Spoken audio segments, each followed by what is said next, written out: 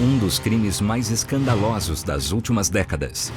Esse caso possuía todos os elementos: paixão, desejo, traição.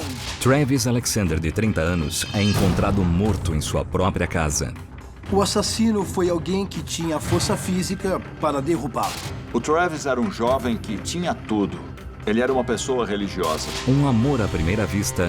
2 meses depois de conhecer o Travis Alexander, a Jodi Arias decidiu se tornar uma Mormon. Se transforma em atração fatal. Havia alguma coisa estranha nela que a gente não gostava. Cenas reais de interrogatórios. É você nas fotos. Parece eu. Todas as evidências apontavam para Jodi Arias. E nós revelamos todos os detalhes do julgamento mais ardente da história. Você acredita que ele sentia atração por garotos jovens? Sim. O Travis levava uma vida dupla. Ele abusava dos outros, ele era pervertido. Não tem motivo pra isso. Eu não tinha nenhum motivo pra querer machucá-lo. Você é doido. Isso é tão obsceno. Crimes grandiosos. Jodi Arias. Por favor, levantem-se para o júri. Sentem-se, por favor. O documento vai mostrar a presença do júri, da defesa e da procuradoria. Senhoras e senhores, eu entendo que chegaram a um veredito. O veredito foi entregue ao oficial de justiça. Aproxime-se, por favor. Obrigada.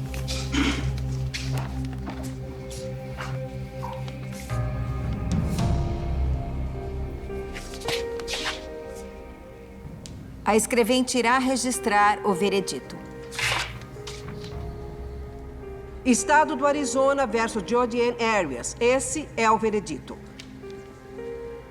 Nós, o júri, analisamos os fatos com imparcialidade e consideramos a réia acusada de homicídio em primeiro grau culpada. A Jodi parecia meio perplexa com o veredito, como se ela não acreditasse que ia ser condenada por homicídio em primeiro grau. Mas eu imagino que ela sabia que ia ser condenada por algum grau de homicídio. Ela olhou para os jurados como se tentasse entender o que estava acontecendo. Primeiro grau? No final, eu concordei. Em alguns momentos, eu fiquei em dúvida, mas não dava para acreditar que foi legítima defesa naquelas circunstâncias. Eu confesso que o veredito foi uma coisa surpreendente, se isso responde à sua pergunta. O público comemorou lá fora. Centenas de pessoas gritaram. O público ficou feliz por ela ter sido condenada. Havia um pouco de justiça para a família do Travis. Os irmãos do Travis Alexander concordam com o veredito do júri de culpada. Eles gostariam de agradecer ao procurador adjunto Juan Martínez.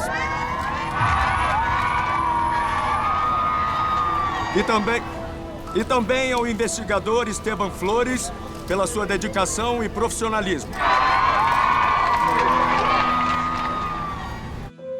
Logo após o veredito, Jodi surpreende a todos mais uma vez. Desculpa. Poucos minutos depois de ser condenada por homicídio em primeiro grau, antes de receber a sentença, ela não sabia se ia viver ou morrer.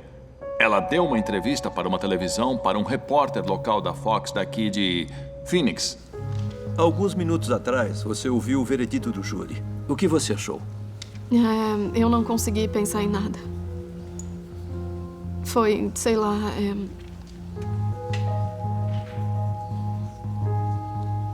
eu não sei. Eu ainda tô chocada.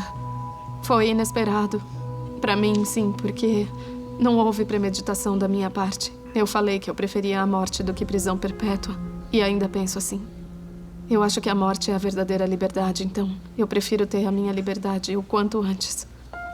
Ela puxou o foco para si e foi parar nas manchetes de novo dizendo: "Eu quero morrer, morte é a verdadeira liberdade." Foi essa a manchete em vez de Jodi Arias condenada por homicídio em primeiro grau. É por causa dessas coisas que ela fascinou todo mundo. Ela não é boba. Quase 2 semanas depois do veredito, o mesmo júri houve testemunhos para determinar a sentença de Jody. Agora ela podia pegar a pena de morte. E os parentes do Travis Alexander se pronunciaram. Eles estavam arrasados. Ele era o alicerce deles. O meu nome é Steven Alexander. O Travis era o meu irmão mais velho. Eu estava dormindo depois de trabalhar 12 horas no turno da noite no exército. Eu acordei com a minha mulher chorando e subindo as escadas. Eu jamais esquecerei o que ela disse. Samantha, eu não consigo contar. Você conta. A minha mulher me deu o telefone e era a minha irmã Samantha. Ela chorava histericamente e ela disse, Steven, o Travis morreu. Eu achei que era um sonho. Ela ainda não sabia nenhum detalhe. Então eu devolvi o telefone para minha mulher. Logo depois nós descobrimos que ele tinha sido assassinado. Eu lembro que eu saí pela porta dos fundos, chorando e gritando para o céu, perguntando por quê.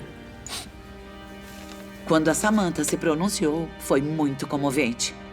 Todo mundo chorou no tribunal. Essa é uma foto da minha avó. Foi ela quem criou o Travis. A minha avó não conseguiu lidar com essa perda, com a realidade do que aconteceu.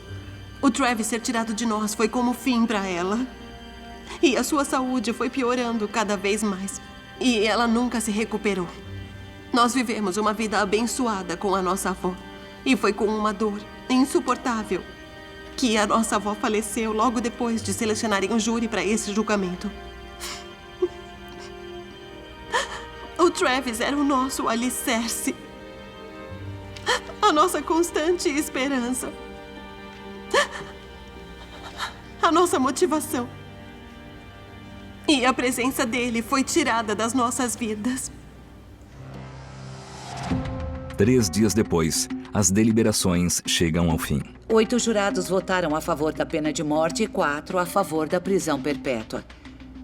Quando o júri não é unânime em relação à pena de morte, a única opção da juíza é anular o julgamento. Quando a juíza anulou o julgamento, foi um choque. Isso é sério. Nós temos que fazer tudo de novo. A procuradoria podia ter evitado um novo julgamento se não pedisse a pena de morte e deixasse a Jody receber a prisão perpétua. Mas os irmãos do Travis não queriam um acordo. Eles queriam que ela fosse condenada à morte e os procuradores atacaram o que a família desejava. 1 ano e meio depois, nós voltamos para o tribunal. Mesma juíza, mesmos advogados, mas outro júri. Essa é a hora marcada para o começo do julgamento. A procuradoria está pronta? Sim, Juan Martínez em nome do Estado. O Juan Martínez não teve que apresentar todas as evidências de novo, porque ele não teve que provar a culpa. Isso foi provado, mas ele precisava mostrar o suficiente para argumentar que ela merecia a pena de morte. Quando alguém é esfaqueado, isso dói. Mas a pessoa não morre imediatamente. A morte vem da perda de sangue. E durante aquele tempo, o Sr. Alexander estava consciente.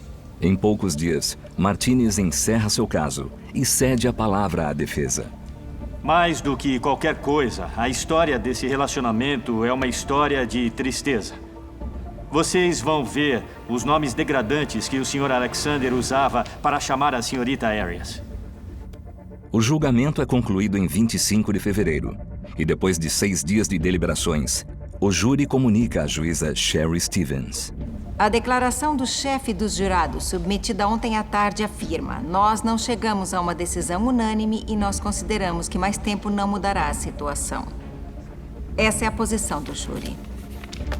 Nesse momento, esse julgamento está anulado. Os jurados não chegaram a um consenso. Mas dessa vez, 11 votaram na pena de morte e um votou na prisão perpétua. E foi o fim. Porque, segundo a legislação do Arizona, a procuradoria possui 2 chances para pedir a pena de morte. No final, a Srta. Arias não pegar a pena de morte foi uma vitória. Mas ninguém ficou feliz com o resultado. A verdade é que é difícil condenar uma mulher jovem e bonita à morte. É triste. A justiça devia ser cega, mas não é. Em 13 de abril de 2015, a juíza finalmente dá a sentença de Jody. Nesse momento, a juíza Stevens assumiu as rédeas e sentenciou a Jody à prisão perpétua sem possibilidade de liberdade condicional. Ela podia ter cedido a condicional depois de 25 anos, mas acho que tomou a decisão certa. A Jody conseguiu evitar a pena de morte, mas ela vai passar o resto da vida na prisão. Logo depois que deram a sentença, ela foi levada para a penitenciária feminina de Perryville, localizada na região de Phoenix. E a nova realidade dela era uma cela de 3,5 por 2. É lá que ela vai passar o resto da vida. Por muito tempo, o caso da Jodi Arias comoveu toda a nação. E, sinceramente, acho que não vamos ver nada parecido nas nossas vidas.